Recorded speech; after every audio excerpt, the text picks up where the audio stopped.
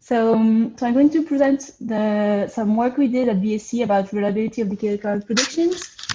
And so this work has been done with different colleagues from BSc, and it's also been submitted recently to Journal of Climate. So we submitted a paper about this. So as you know, for a user that's interested in future sources of information, of climate information, there are different datasets that are available. For instance, the user can have access to initialized decadal predictions, what we call init in the following, but he or she can also have access to non-initialized projections or statistical forecasts such as persistence or even climatology forecasts. And what you see in this figure is that these different sources of information have different time series.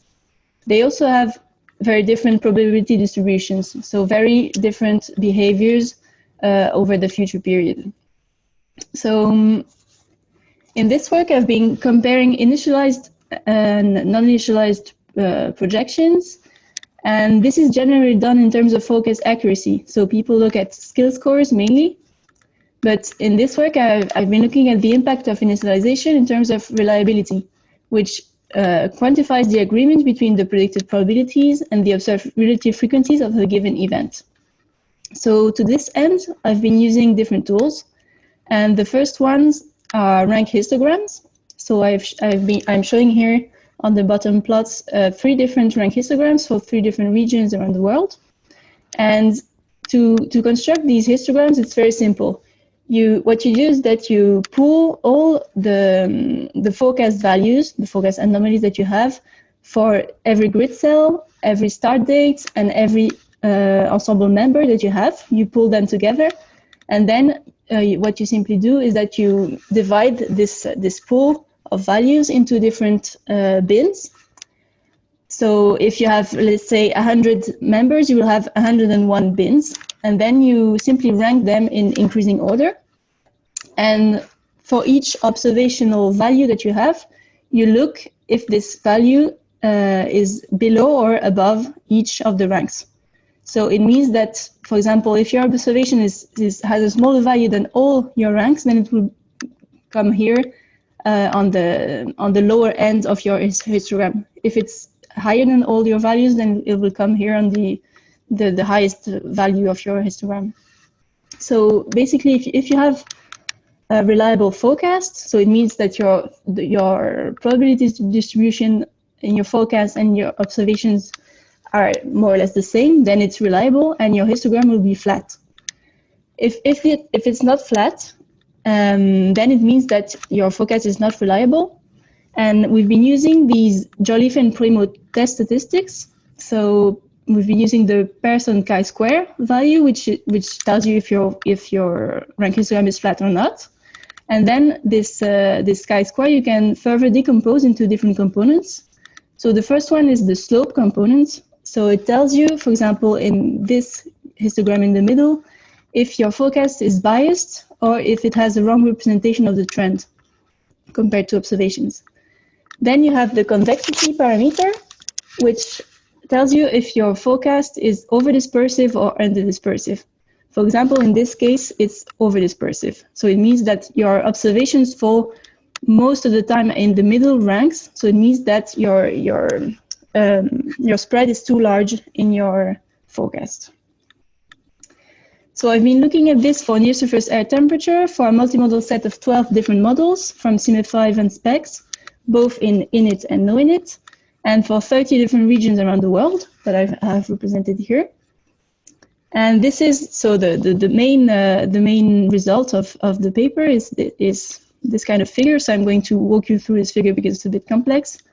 So what you see is for the multimodal set of models for focus tier 1 and for uncorrected data, the results for the 30 different regions represented as boxes. So the first row is the slope coefficient. The second row is the convexity coefficient.